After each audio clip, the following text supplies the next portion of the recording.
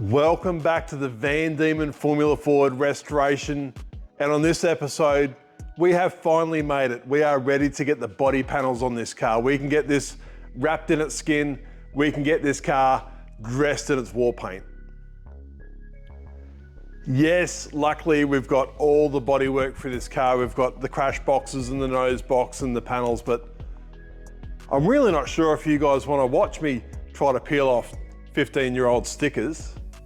And to be honest, I'm not even sure if you guys want to see me fix all the holes, chips and cracks in this bodywork. In fact, I'm not even sure if you guys want to watch me try to figure out how this goes back together.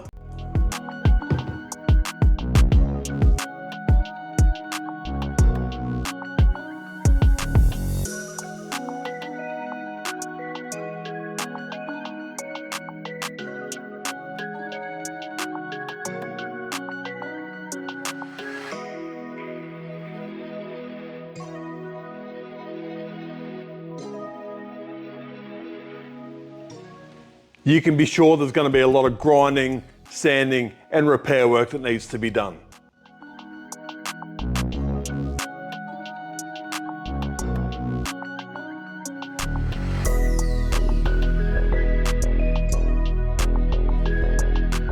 When we took delivery of the car all those years ago, it was white.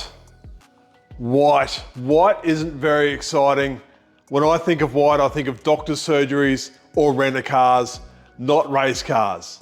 At the time, I was heavily involved in drag racing and speedway, both of which were run mostly at night and lended themselves to brighter cars, so the white was really pretty boring. So I thought I'd have the discussion with my father about changing the livery on the car, getting away from the white that it was for probably the first year we had the car. And for any of those people out there who knew my father, he never shied away from having a discussion.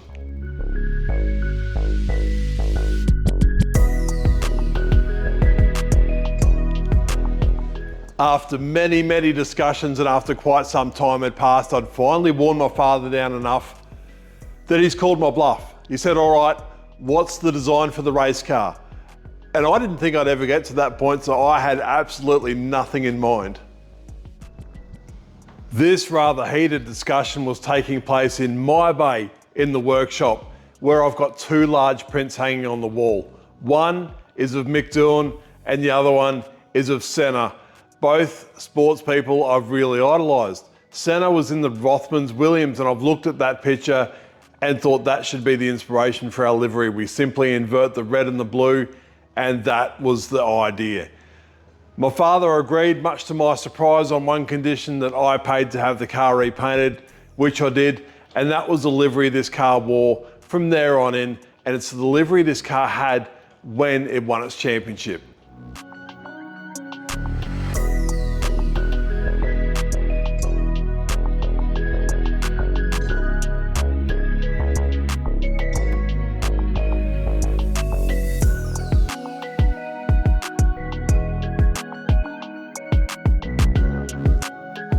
A restoration like this is almost never done for financial gain.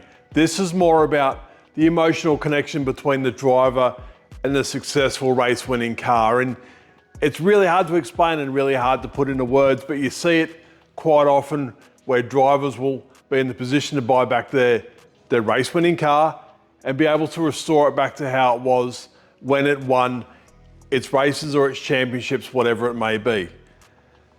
I promise you some numbers in these later videos, and as it sits now, we are at about 380 labour hours.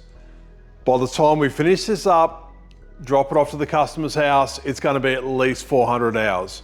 What's that worth? Well, ask yourself what you would expect to be paid for an hour's work, multiply that by 400, and then add about half that again to cover the parts. A very expensive process, and not many people are in a position to do it. Restorations definitely aren't for everybody, but Chris Gilmour's in the fortunate position where he's able to do this and able to bring this back to life to how it should be and how he remembers it, and where his connection is with this car that won the championship for him all those years ago.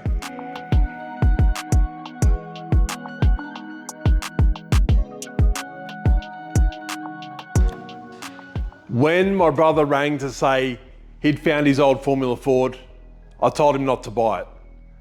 When he asked me to go have a look at it, I told him not to buy it. And when this thing turned up on my workshop floor, I wished he hadn't bought it. We talk about the emotional connection between the driver and the car. Well, here's the emotional connection between the mechanic and the car. I hated this car so much. I'd put so much time, money, and effort into this thing. Resentment was through the roof. I hated it, and I couldn't wait to see the back of it. By the time we sold it, after we'd won the championship and progressed to Formula 3, I was so happy to see this thing disappear. And then to have it come back, turn up on my workshop floor in a million bits, I forgot how much I hated this thing, and all those feelings came flooding back. And I really struggled, I really did. But through this whole process, the restoration, getting it back to how it is now, well, maybe I'm getting a bit older and a bit softer, but you know, it's starting to grow on me.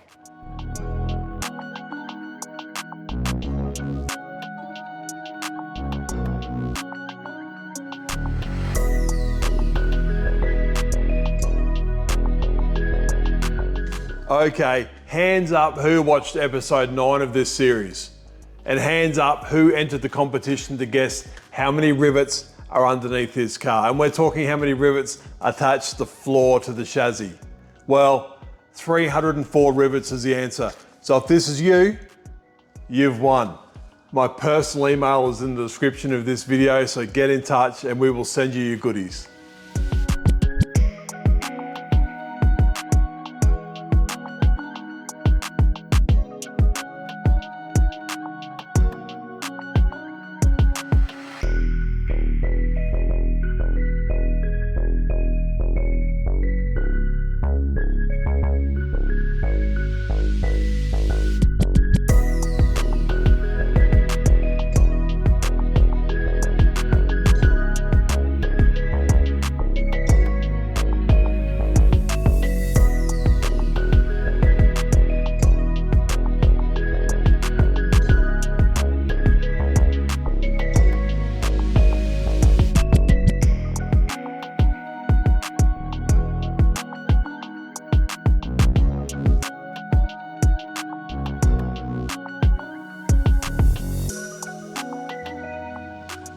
If you're watching this series because you're thinking about getting in the Formula Ford, I urge you to do it. It is such an incredible category, and the skills you'll learn to drive these cars quickly will serve you in everything you race after this. If you don't want to own your own car, there's big teams, there's little teams, and everything in between. Things I would recommend is go out to the track when there's a race meeting on and talk to the guys and feel who you're comfortable with. And everybody will be keen to help, I promise you that. But as a young up and coming driver, where best to do your apprenticeship, the place you learn the most, and this is absolutely where you learn the most.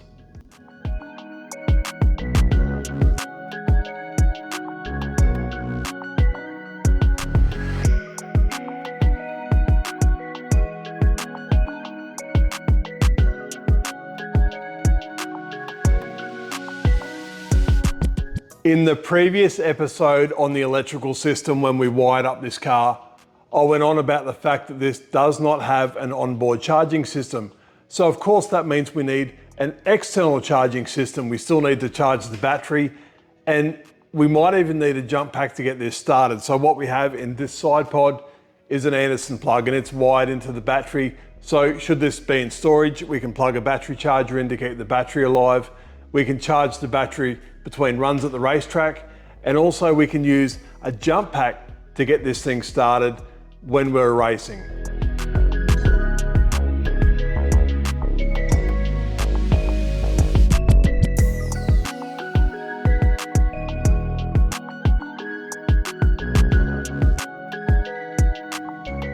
If you also find yourself in the unfortunate situation where you're trying to fit body panels that have been stored for years, you will know that they lose their shape pretty quick. These are just fiberglass panels.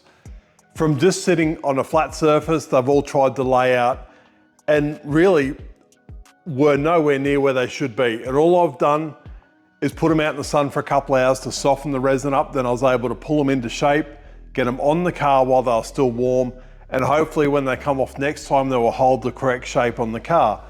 But if anyone's got any great tips on that, I would love to hear it, because this is a problem we have a lot with, probably not just open wheel cars, but anything with fiberglass panels. They tend to lose their shape in the heat, and we really struggle to get them back on without doing any damage. So any tips, I would absolutely love to hear it. So who wants to know what we're going to do for the big reveal for this car? Well, I'm sure not going to hide this thing somewhere and jump out of the bushes with a hidden camera.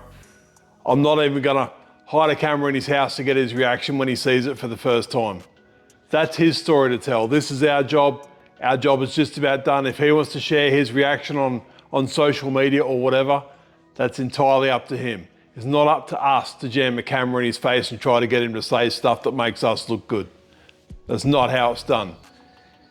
He's going to see this car a couple of days before you do, and if he chooses to share something on social media, well, that's on him. I was fortunate enough to hear one of our KCK Lubricants distributors talking to one of his customers about KCK Lubricants and how he explained to his customer about us. He said, "We are not a bunch of suits driven by profits. We are a bunch of racers driven by passion." And that couldn't be more true. We not only have a keen interest in motorsport, we are deeply involved in motorsport, and we have a vast history in motorsport, and that's the spirit of our lubricants. For when standard isn't good enough, that's where we come in. So consider us next time you change your oil. I would like to extend a genuine, heartfelt thank you to each and every one of you who have followed us on this journey. The interest this thing has generated has absolutely blown us away. We're just a small group of people here, highly skilled, highly motivated, that turn up every day with no excuses and just deliver results. And I'm extremely grateful to be working with such a great crew. But the love you guys have shared has absolutely blown us away. The comments and the emails and even the people that come up to us at the track, it really means so much. So thank you to everybody. But that's enough from me. I'm going to let the pictures do the talking.